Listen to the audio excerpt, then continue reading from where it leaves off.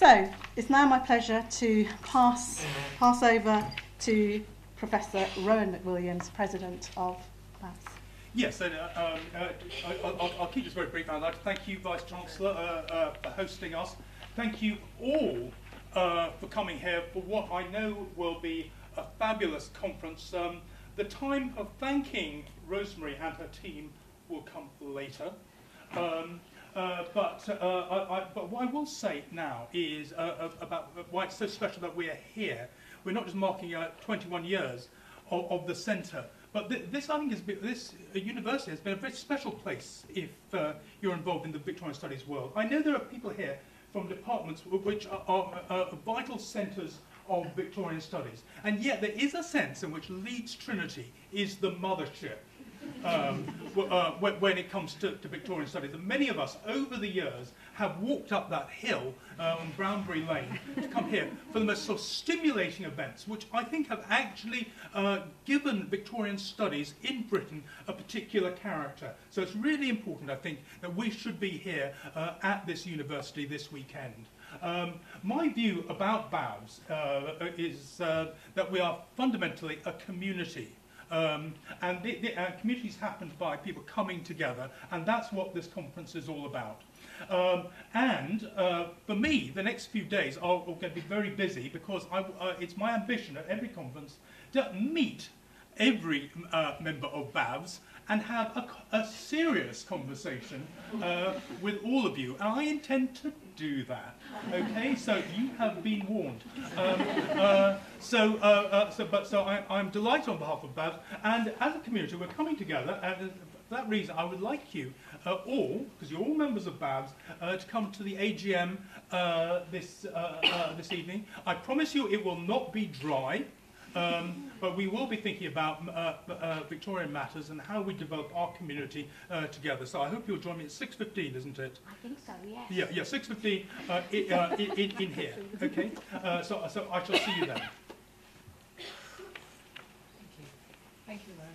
And indeed, let's welcome the next president of BAVS, Professor Hilary Fraser. Thank you, Rowan. And I'd like to second everything Rowan said about what a pleasure it is to be here for this conference, and thank you very much, Rosemary, and thank you for inviting me to chair this first panel. I had to show my senior role in order to have this have this honoured position. And this is a panel on the state of studies in old age in the 19th century. And to kick off this interdisciplinary conference, we have colleagues from 3 different disciplines here to talk about it from their own disciplinary perspective. So that's Pat Bain and Helen Small and Christiana Payne in order. So Helen is going to begin. They're each going to speak for about 10 minutes, and then at the end we'll open up for questions and discussion. So to begin with Helen, Helen Small is Professor of English Literature at the University of Oxford and a Fellow of Pembroke College. Her most recent book, I think, is The Value of the Humanities, which was published in 2013. Before that, she published Love's Madness, Medicine, the Novel, and Female Insanity, 1800-1865, and The Long Life, which is obviously the most pertinent to this panel on old age.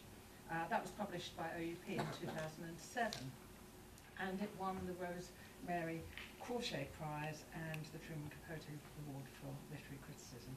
So, over to Helen. Thank you. I'm going to come and use this fantastic amplification system. You don't seem to have to go anywhere near a microphone. It just, I hope, boomed out. Is that clear? Let's begin that. Thank you. Thank you, Rosemary. Thank you, Rowan. And in anticipation, picking up from the BAVS panel, thank you, Lauren, because I did forget my toothbrush, so I'll Okay.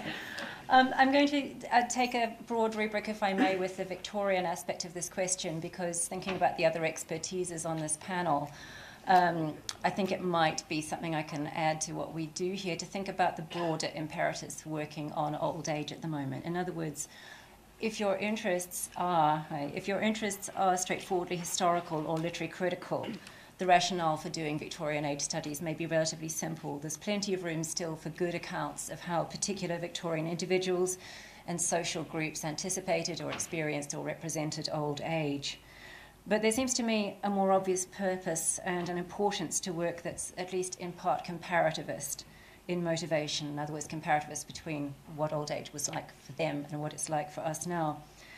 If certain Victorians thought this or that way about old age, were they like us or more significantly unlike us? If they were unlike us, is that difference indicative of the cultural constructivist aspects of old age, i.e. does it reveal aspects of old age that are unfixed, that are culturally contingent and that therefore can be moved by us or taken as not for granted by us, or do they have a different salience? Very generally speaking, it seems to me that few Victorians thought of the ageing process as culturally pliable. They certainly recognised the ways in which it could be made better or worse by social provision for, say, poor relief or by local kindnesses and unkindnesses, but they tended to think about the loss of physical fitness as a given and in the course of nature and providence, or for the more secular personal luck. By comparison, our view of old age seems to me at once less fatalistic and more deterministic. That's not a conundrum. We understand much better how diet, medicine, education, lifestyle can help to shape the aging process, but we know much more about genetic predispositions and about the predictable courses of diseases and impairments. We can intervene much more positively in the aging course, but our social resources are increasingly much more stretched. Many more of us are surviving into our 80s, 90s and above, so we tend to view as abnormal or thoroughly disputable assertions by friends in their 50s or 60s. I seem to have a lot of male friends in their 50s and 60s telling me that they are old. This seems to be abnormal and to be resisted. Those statements, what I think, have passed with less resistance from Trollope or Sidgwick or Martineau, pick your Victorian.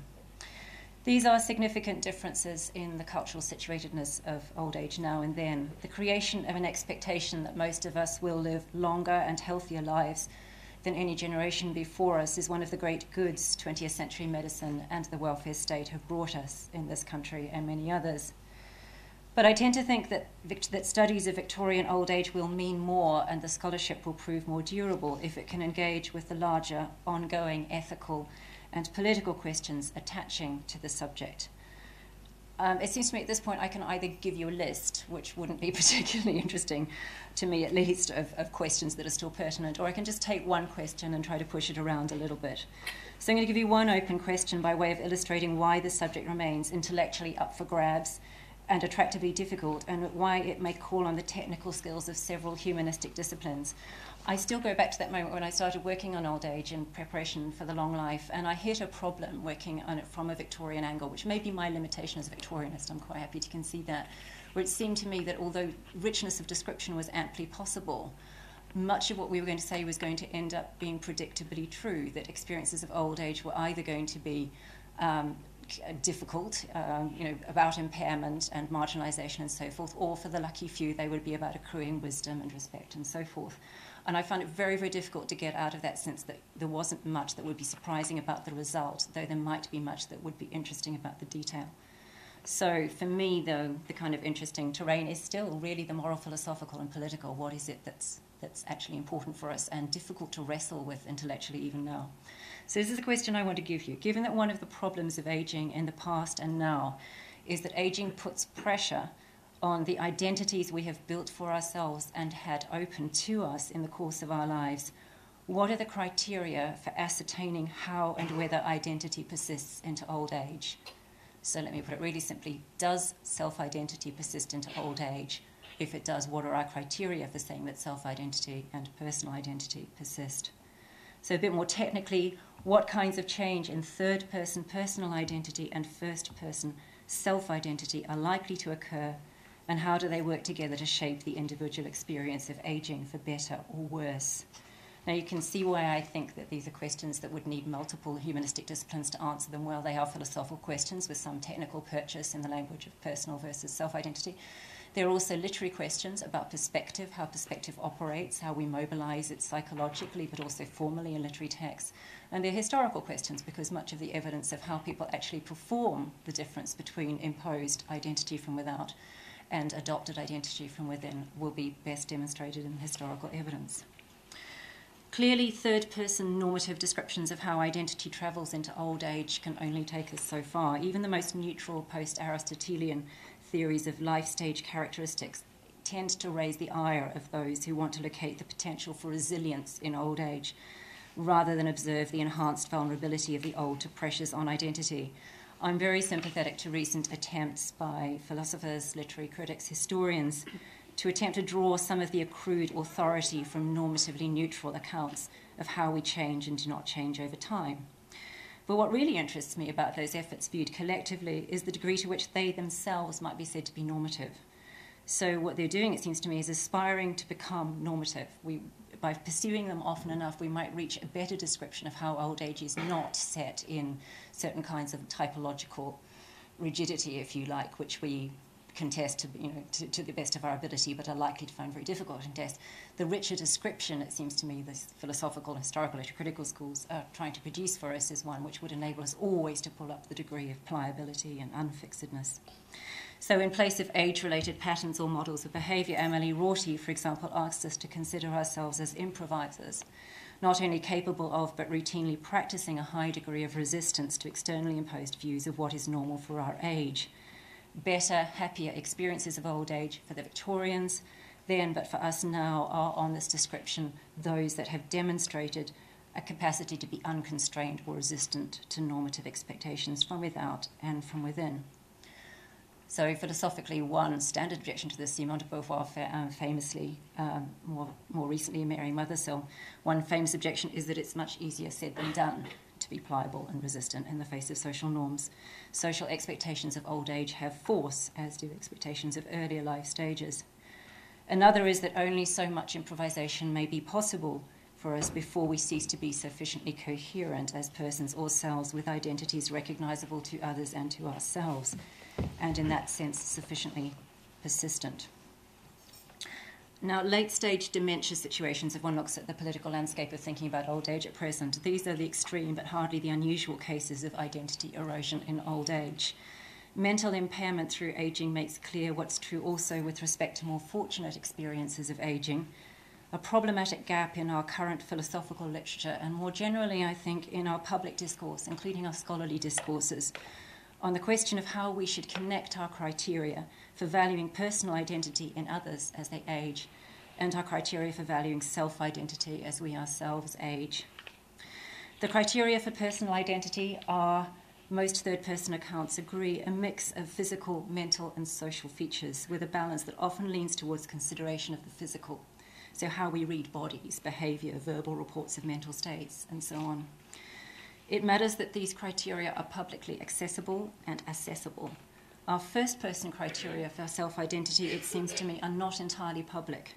They may, in fact, be almost entirely or very largely private and predominantly mental.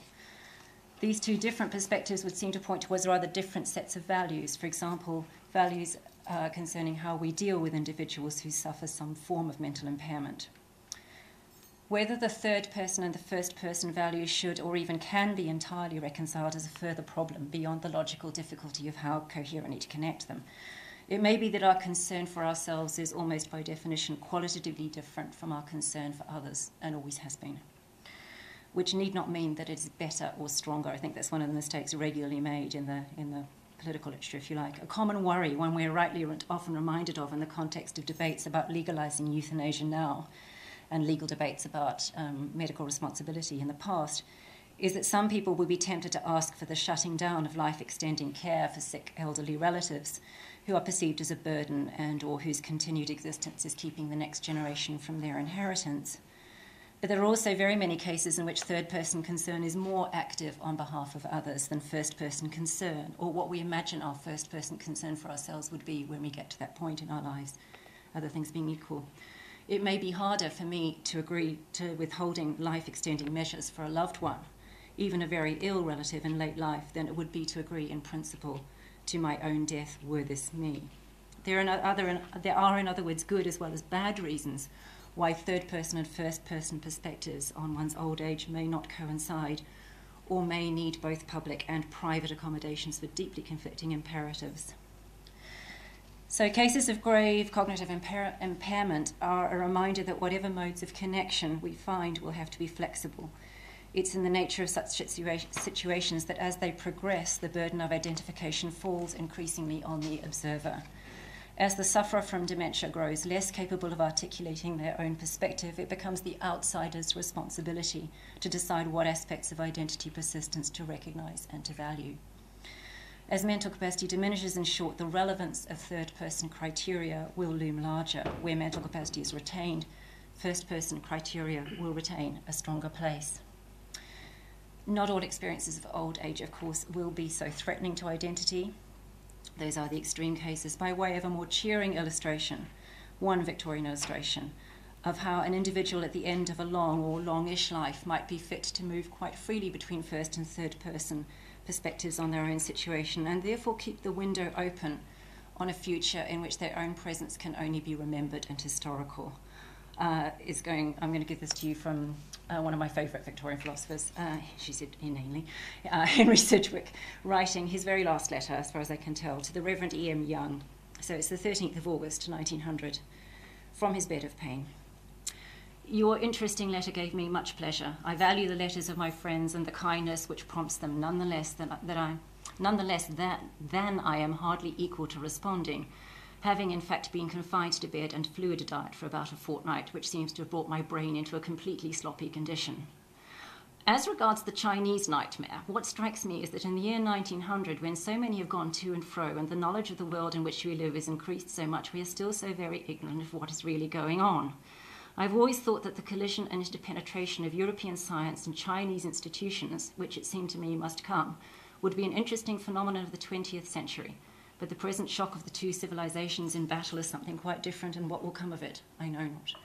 I don't have time to analyse. It seems to me pertinent in the current political climate of our financial debates, and it's a lovely illustration of how the first and the third person, which we tend to treat as almost different domains of representation and of philosophical thought, are in fact most interesting when they combine into a modified and mediated dialogue between the two of them. Thank you very much.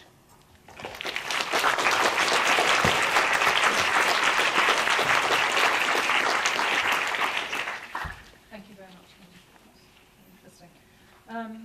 Our second speaker is Pat Plain, who is Research Professor in Contemporary British History at the Centre for Contemporary British History, King's College London. As well as her work on 20th century women's history and on the welfare state, Pat has written a lot on the past and present of old age, mainly in Britain, including old age in English history, past experiences, present issues, OUP 2000, and the long history of old age, Thames and Hudson 2005. Thank you, Pat. Right, well, thank you for inviting me. I'm a historian, so I'm going to sketch in some of the findings and thoughts of historians about old age in the Victorian period. There were more old people in Britain by the end of the 19th century than ever before. That's if we define old age as beginning at age 60. For convenience, this has long been officially the case, though in everyday life, then as now, people might be perceived as old at variable ages, depending on their appearance, their physical capacity, and on certain prejudices that had long been a tendency to define women as old at earlier ages than men, especially after the menopause. There were more old people because there were more people in 19th century Britain than before. And people over 60 were actually a smaller proportion of the population by the end of the 19th century, but for some time they were about 5% of the population, compared with 10% in the 18th century and the late 17th. This was because the high birth rate meant the population was younger than before, and older people were a smaller proportion. We know the numbers for the first time in history because compulsory civil registration of births, marriages and deaths was introduced in England and Wales in 1837, in Scotland in 1855, in Ireland in 1864. These showed average life expectancy at birth in the UK in 1841 was 39 for males and 42 for females. By 1901, it had gone up to 51 and 58, respectively. These numbers are sometimes taken to mean that almost nobody lived beyond middle age. In fact, what they tell us was that there were very high infant mortality rates, though they were falling in the 19th century. The high infant mortality rates for centuries had pulled down average life expectancy at birth. If you survived the lethal early years, then your chance of living to your 60s had always been quite reasonable. And the change, I think, was also partly due to improved living standards, not so much to medical intervention, but it had a lot to do with patterns of infant mortality. But older people were a significant presence in most societies for as far back as we have sources. These 19th century statistics also show women having longer life expectancy than men, and in fact more women long had, as far as we can tell, and still do, have longer life expectancy than men. Old age is predominantly a female condition, though this is often forgotten. And through the centuries there have been repeated expressions of astonishment that the weaker sex could consistently outlive the stronger sex.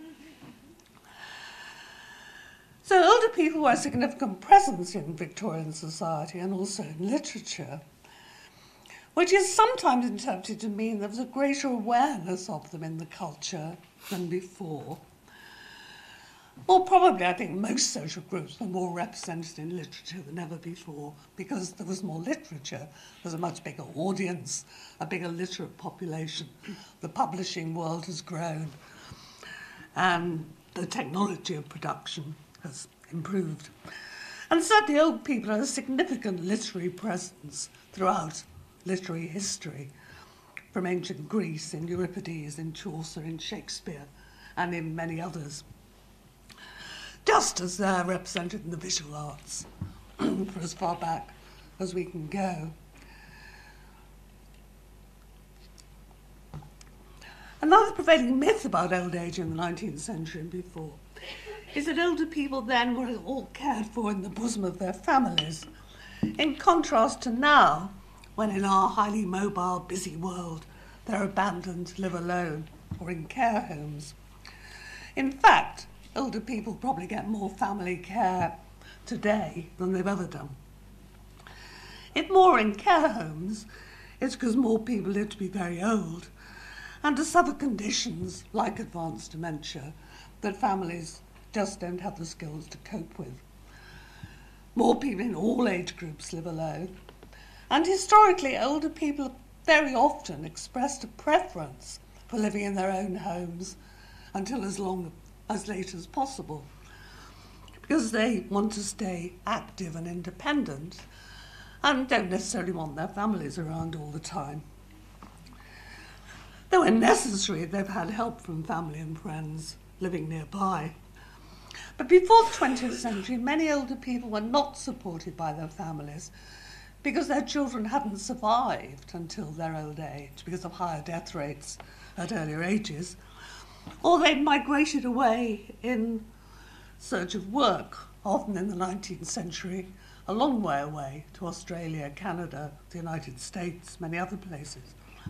And they might keep in touch over vast distances, but communication was much harder than now when the generations do keep in contact by phone, by email, by Skype, and they can and do travel across the world quite quickly.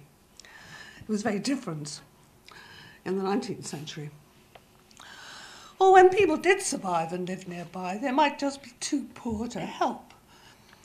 In the early 1890s, the Royal Commission on the Aged Poor interviewed a 64-year-old retired rural labourer, Thomas Pitkin, and asked him whether his 5 surviving children helped him. 5 others had died in childhood and 1 other as a young adult. He replied, "No, I've had to help them when I can. They've got large families, most of them. I don't get anything from them in any way." But he added, "The daughter that I have lives about the length of this room, perhaps away, and she looks after my house," which I think expresses the reality for many older people from poorer backgrounds. It is important that, as he says, he helped his children more than them helping him. And it's important to recognise that older people, then as now, gave to their families and to the community, and were not just dependents receiving help from others. Pitkin managed by working part-time, living on and sharing the produce of his garden and his allotment. And again, he was not unusual. So older people from poorer backgrounds worked as long as they could to survive. There were no state pensions till 1908, and the alternative of poor relief was minimal, was stigmatising.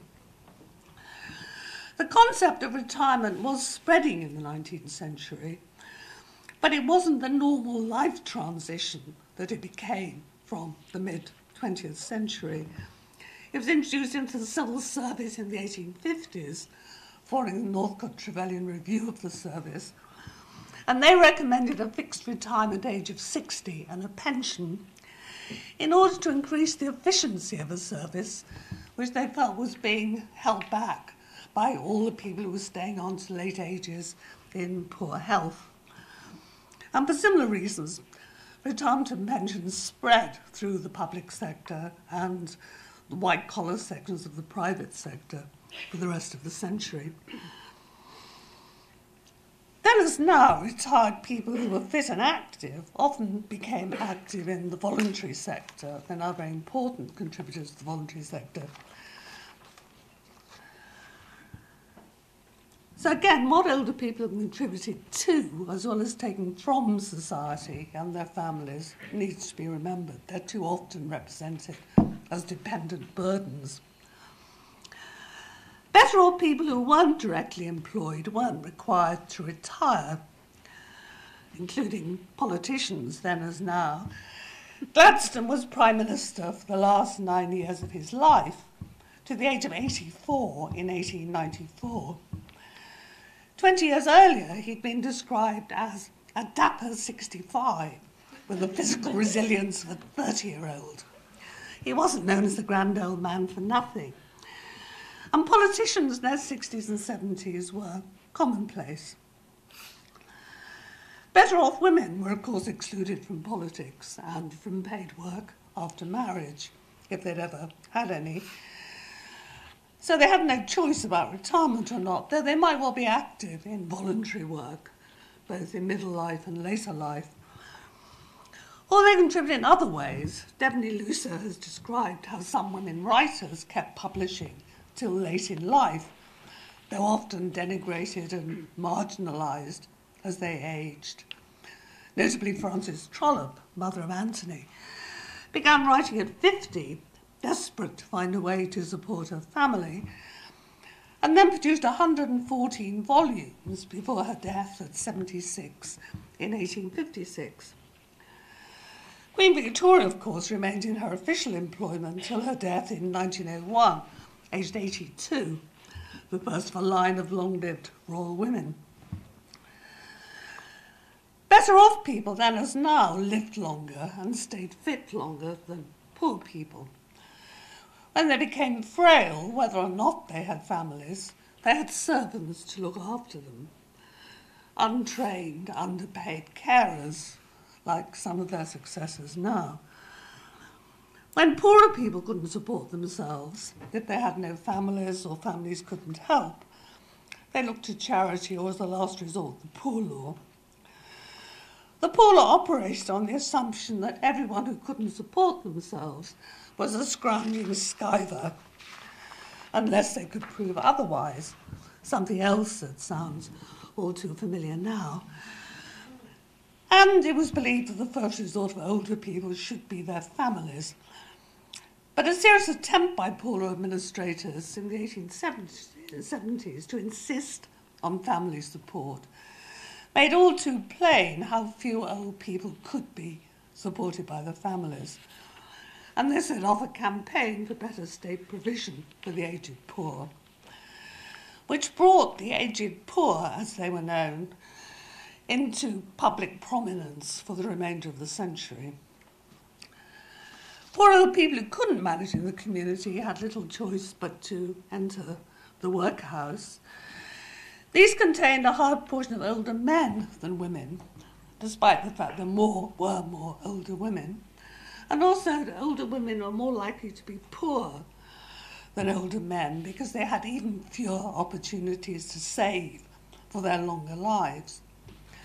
But old men who were widowed, separated, never married, were more likely to be socially isolated than old women, as sociologists find is still the case. Women were and are more likely to keep in touch with surviving children, other family and friends, and, of course, are better accustomed to looking after themselves. So concern about the aged poor became a big issue at the end of the 19th century, as part of a campaign by social reformers and the growing labour movement against the poor law system, for state welfare that recognised that continuing poverty in a highly prosperous nation wasn't always the fault of the individual, but of the economic and political systems. And old people were an early focus of their campaigning because they could be represented sympathetically as deserving people who'd worked all their lives but never earned enough to save for old age. And the campaign for state pensions did represent the aged poor as hard-working men grown old, despite the fact that most poor older people were female. A leading campaigner for state pensions was Charles Booth, who, like other people, had retired from a successful business career to devote himself to social research and social reform. In the 1890s, he embarked on research into the extent and causes of poverty, which led to his massive study showing the extent of poverty in London. And he found it was greatest among people who had worked hard but earned too little and then suffered in old age when they could no longer work.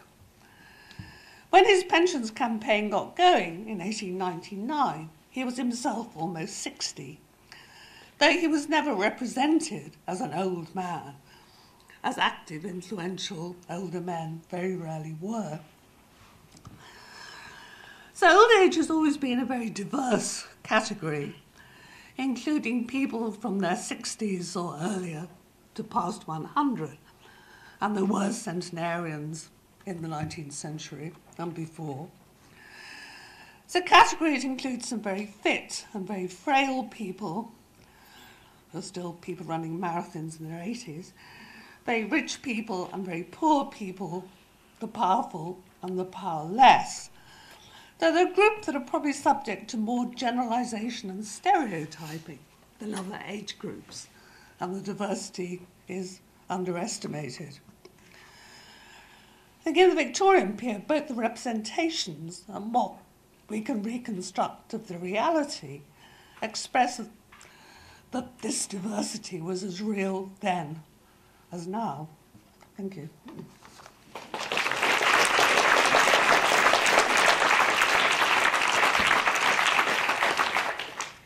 Thank you very much for that. And our third speaker, we're on screen. Our third speaker is Christiana Payne, who is Professor of Art History at Oxford Books University. And she's published a number of books and articles on 19th century landscape and genre painting, including Rustic Simplicity, Scenes of Cottage Life in 19th century British Art, 1998. She's particularly interested in the representation of the poor and the relationship of art to its social and political context, and looking forward to hearing her talk about some paintings. Okay, thank you very much, Hilary. Well, I just want to say it's very nice to be back here. I think I haven't been here since the last century, but I came to a couple of conferences here run by Martin Hewitt, so it's very nice to see him again too. And I'm very glad of the invitation. Okay, well, I've been asked to talk about perspectives from art history. So there are two aspects to this topic. Firstly, the creativity of the visual artist in old age. And secondly, the representation of old age in art, especially in genre painting and portraiture. So I'd like to take the question of creativity in old age first. And you can see why I put Turner up there. The Turner exhibition at Tate Britain in 2014, which was entitled Late Turner, Painting Set Free, took the start of his late style to be 1835, when he reached the age of 60. As Pat has said, that's the usual definition of when old age starts. Turner's doctor, Sir Anthony Carlyle, declared that the age of 60 may, in general, be fixed upon as the commencement of senility, which I think you probably wouldn't quite agree with now, but there we go. And this quote was prominently placed on one of the exhibition labels, and it was certainly very eye-catching in the modern context. It was a fantastic exhibition. Many of Turner's greatest works, such as the Blue Rigi Sunrise, which you see on the screen here, date from the first half of the 1840s, when he was in his late 60s. Sam Smiles, who devised the exhibition, wrote in the catalogue that he was trying to dispel the myth that the old artist was working for himself, heedless of the demands of his patrons and critics, that he was a visionary, creating work that would only be understood many years in the future. Sam argued that, on the contrary, after 1835, Turner was still addressing an audience of his contemporaries, and that the subjects and the meanings in his late works, should be taken seriously. They were not just light and colour. However, the publicity people at the Tate decided to give the exhibition the subtitle of Painting Set Free, which was exactly the opposite of what Sam was arguing, and it was against his wishes that they did this. So this subtitle worked in quite the opposite direction and shamelessly confirmed the cliché of Turner as an abstract expressionist ahead of his time. The catalogue also acknowledged that contemporaries of Turner, including John Ruskin, thought that his very late work after 1840, when he was in his 70s, simply showed a dramatic decline in his powers.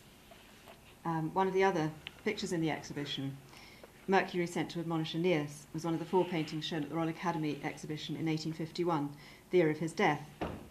And I must say, I tend to agree with them. I think, insofar as you can date the late work, there does seem to be a bit of a falling off in quality. In art history, there's a lot of work on the late style of artists such as Rembrandt, Titian, and Michelangelo, but very little, actually, on 19th century artists. Sam Smiles tells me that it was easy to get scholars of music and literature to talk about the concept of late style at the conferences that he organised in conjunction with the Turner exhibition, but it was very difficult to find any art historians willing to engage with the topic. And he thought one reason for this was that art historians were very wary of getting too involved in discussions of style, since for them it smacks of connoisseurship and formalism, the discredited methodologies of the past. However, the book that Sam is co-editing with Gordon McMullen, which is called Late Style and Its Discontents, Essays in Art, Literature and Music, which comes out, I think, next year. This should take the debate to a new and more rigorous level, and indeed Sam himself is interrogating the whole idea of late style and trying to see how that particular concept has changed over time. The artists covered in the essays, however, are Monet and Picasso, rather than any British artists. Thinking about Victorian artists, there are certainly examples of artists working well into old age, but they usually carried on in much the same vein, rather than having an outburst of inspiration and originality towards the end of their lives. And the most extreme example of this, as I'm sure a lot of you will know, is Thomas Sidney Cooper, who was born in 1803 and died in 1902 at the age of 99, having exhibited paintings of cows and sheep at the Royal Academy continuously since 1833. I know, why is it funny? It is though, isn't it? In 1900, 1901 and 1902, when he was in his late 90s, he had 4 paintings a year at the Royal Academy exhibitions. So, I mean, when you think about it, okay, you can see in 1844 he's painting cows and sheep. In 1901 he's still painting cows and sheep. But it's quite amazing, isn't it, when you think of the physical demands of painting, that he was still able to do it, and the effect on eyesight and all this sort of thing. Looking for something else the other day, I was delighted to come across a reference to Cooper in a review from 1860. Cooper was exhibiting a painting entitled Flock of Sheep in a Snowdrift. Not this one. This was 1860, right? And the critic wrote, "It is quite a pleasant surprise to find so venerable an old stager as Cattle Cooper bringing out a new idea." But in 1860, this venerable old stager had another 42 years of exhibitions in front of him. And he almost certainly outlived the critic, I think by about 15 years, if the critic is who I thought he was. The trouble with Cooper is that his subject matter is not very interesting to academics. Although there is a substantial literature on him, both from the late 19th and early 20th centuries. He wrote his own autobiography in the 1890s and he was in his late 80s. And there's also quite a specialised literature in more recent times. His works are still popular amongst collectors. So I think, if any of you would like to take on Thomas Sidney Cooper as an example of somebody who works into extreme old age, I think that you could make it very interesting. Especially if you're interested in cows and sheep. A more fruitful artist to study, however, might be Samuel Palmer, who began his series of illustrations to Milton and Virgil, which are widely regarded as recapturing the vision of the Shoreham period of his youth, in 1865, when he was 60, and continued working on them until his death in 1881, at the age of 76. This etching, Opening the Fold, was the only one of the Virgil etchings to be completed, and it was published in 1880, when Palmer was 75. Palmer got really enthusiastic about the subject matter because he'd always loved these poems, but he also really got into the techniques of etching and spent lots and lots of time making these etchings as perfect as possible. Another way to approach the theme of old age in Victorian art is to consider visual representations of the elderly. There are plenty of examples in genre painting and portraiture, and indeed in literary and historical paintings. I have a PhD student called Mary Thompson, who is looking at representations of the elderly in genre painting and portraiture in Britain and America between 1870 and 1910. And she's finding that very little has been published on this subject. Her expectation was that the old would be represented in a negative light, particularly in America, that they would be shown as pathetic and useless, and that in portraits signs of ageing would be smoothed over and played down. But we were both surprised to find how positive the images are.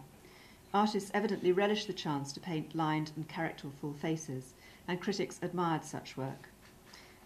Hubert von Herkomer, I'm not showing because I think he's so well known, his paintings of Chelsea pensioners and of old women in workhouses were discussed by Karen Chase in her book The Victorians and Old Age, published in 2009.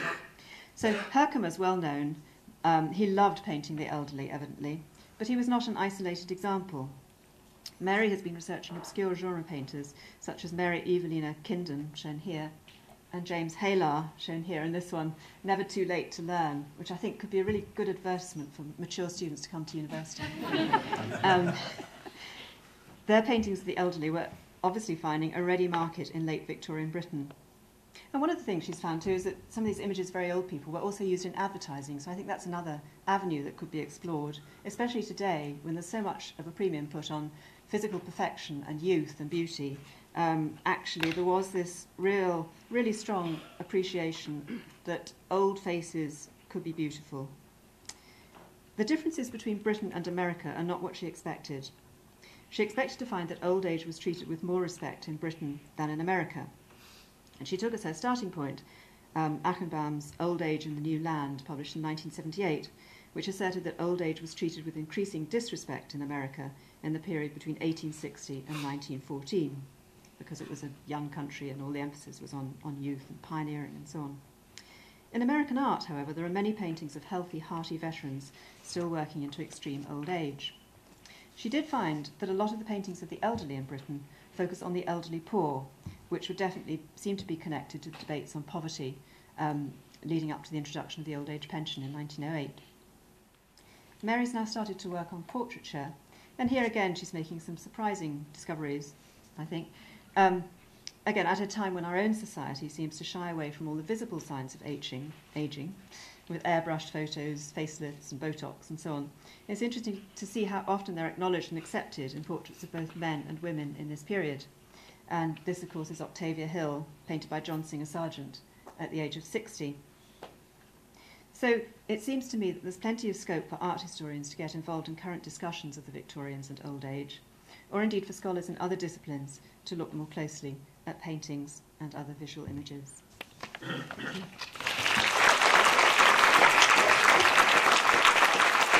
I leave her up? Yeah, she's quite inspiring. Okay. Thank you very much to our three speakers who came at this topic from their different disciplinary perspectives in really rewarding ways and thought about questions of identity, for example, gendered identity, class identity, the representation of age and what is understood as old age in different times and in different contexts. Shall I do something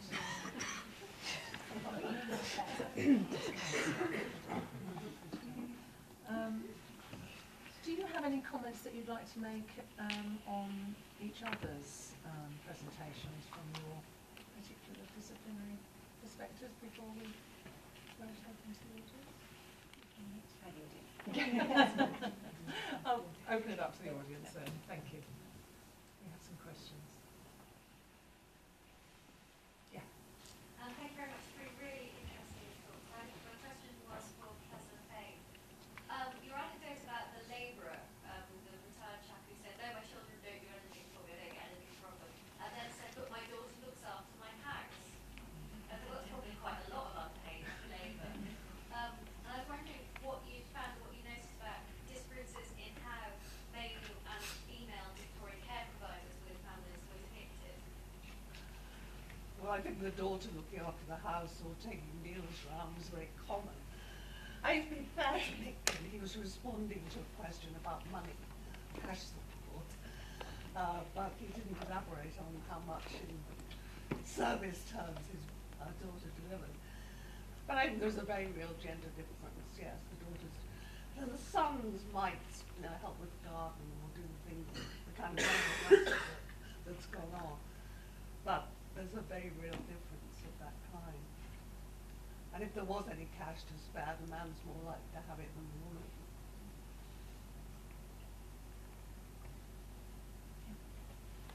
My work is at the other end of our age, at charity study, but it struck me how many of the ideas that I encountered we were talking about, things like family and pedagogy and kind of, when you're talking about advertising as well, sort of the commercialisation of this age.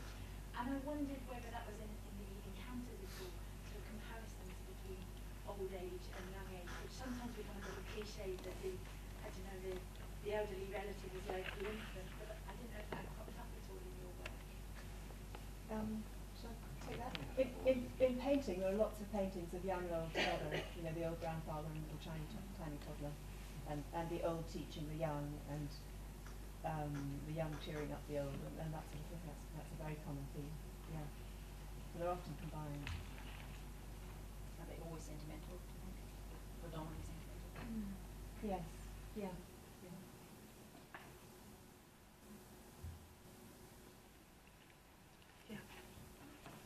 Might be a question inspired by some of the things that Helen brought up, but that might be a better position to answer. I'm not sure, but I was very taken with the notion of these sort of signal things that deprive people of their identities as they get older. Their identity that they've developed over a lifetime.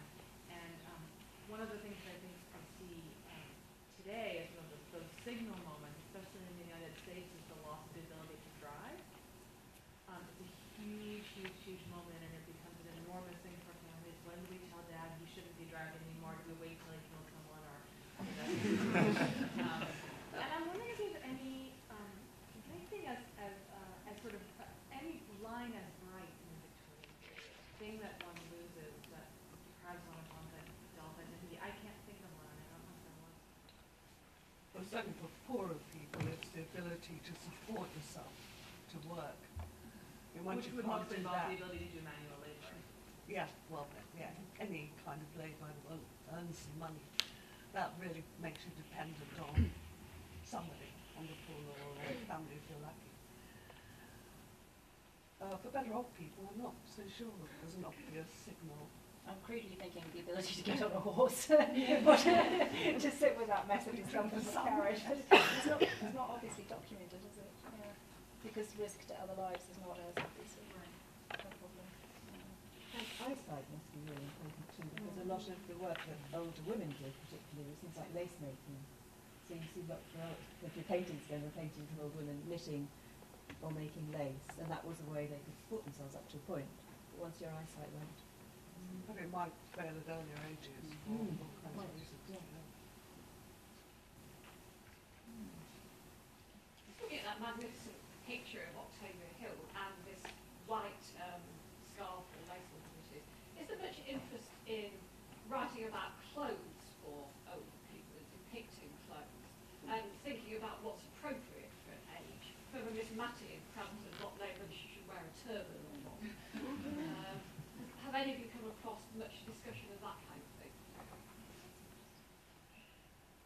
Not in the 19th century, much more in the 20th, as people are trying to emancipate themselves through the assumption that at a certain age you can't wear fashionable clothes and you shouldn't dye your hair or do things like that, even if you've been doing it for decades.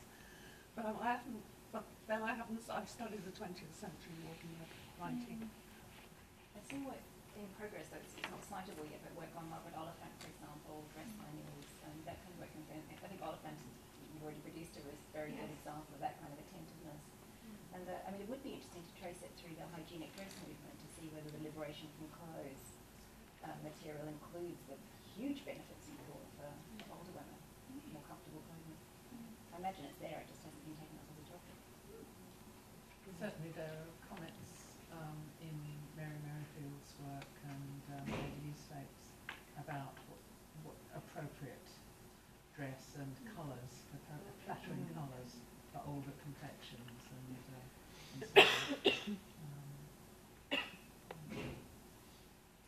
I was just going to say that Mary Eliza Haywise has a chapter on beautiful old age in the art of dress as well. So. Yes, that was quite an interesting. All of you in different ways talked about writers, painters, musicians who were born or wrote into old age, and I wondered whether there is a lot of, or any writing about the anxiety of creativity.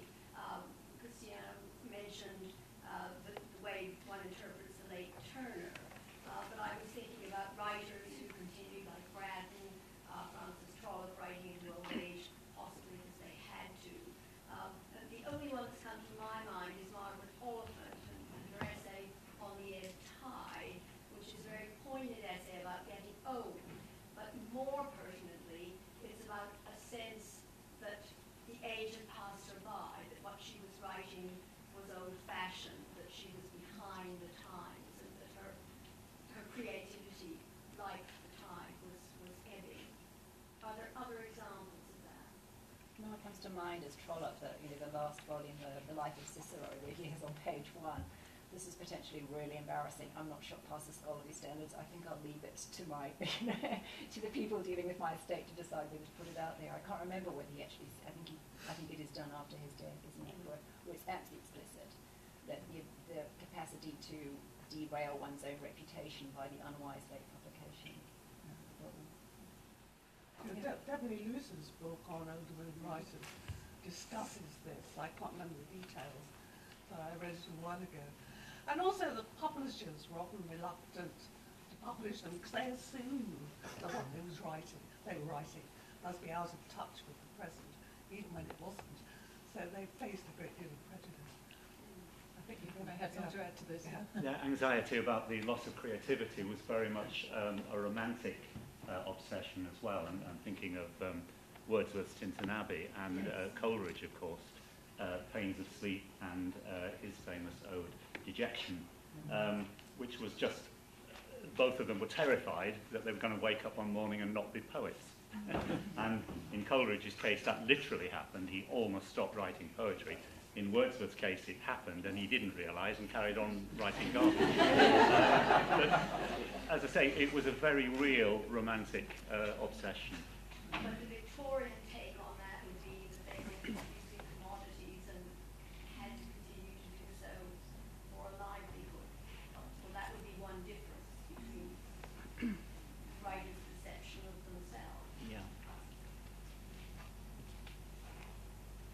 going back to, in my head, to your earlier question about where would you look for a similar constraint on your capacity to reading. I guess I'd look at the professionals where there is something like the surgeons or the doctors or even the judges and think about manuals, because before you have a regulated age of retirement, there must be, you know, a point at which there have to be really full conversations about capacity. So I think that might be the place to look. Although there, I think a lot of times it just gets more local. So if Yeah. you're sort of retired and down there, sort of a local GP. Yes. Yeah. Yeah. Yes. Elderly request. Could people speak up a bit? We're away from the end. Yes. There is a microphone. Yeah, we could use that.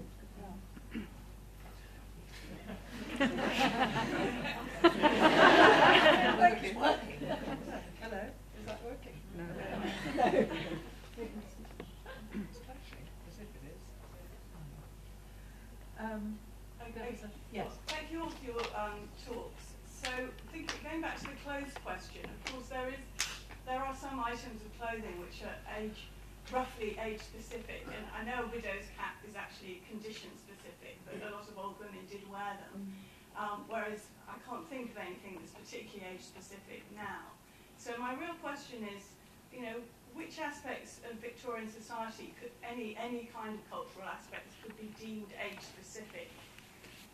I realise this is a big question, but maybe just one or two examples might spring to mind. Well, I mean, I've just seen a picture of my great-great-grandmother with a widow's cap on. It's quite different, actually, from what I imagined.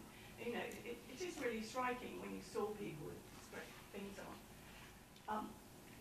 Well, the hair industry, isn't it? There's so the wigs and hair extensions and replacement hair and that kind of thing. But a lot of it, we now have specialised medical versions of what would have been done by simpler means. So incontinence pads were presumably just rags. I've never seen any medical reference to that kind of thing. The deteriorating bodily control material was presumably just improvised.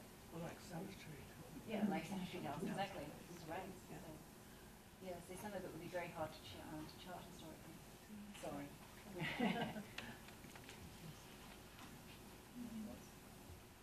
It's time for one last question, if there's anybody else. Yes. I just had a question about narratives and plot, because in the 19th century, so many plots were about ascendance, the marriage plot, the buildings were on the plot of condition, formed so many novels. And I was wondering what kind of stories are told about old age, what kind of narratives follow, what kind of narratives can be told about the elderly, because it plays such a major role in the kind of cultural understanding of that subject position. So is there anything other than just like a narrative of decline, for example, that you captured? Well, a lot of the best literature still, I don't think this is working. Is that working? That's working. Switch. A lot of the best literature then as now attaches to the Senex Aratus, doesn't it? It's that old castigatory, angry, whether that's dramatised on stage or done through poetry. So Tennyson is good on that. Browning is good on that. I think one has to divide it. There are a lot of subgenres. So sentimentalism has its own tropes about benign accommodation and the deathbed scene and so forth. But I think probably one of the better places to look would be serial fiction, so something like the Palliser novels or the Barchester Chronicles, where a character gets taken through from, what would be the Bildungsroman, and then you keep going, and see what happens if you extend the Bildungsroman right across a life. I wonder if there's a narrative of contentment in old age in Victorian novels. So I was thinking, it's George Eliot. There's Adam Bede, maybe. There's an old man who's just happy just sitting and looking. And I think that's the sense you get from a lot of the genre paintings of old people too. They do look very contented. So.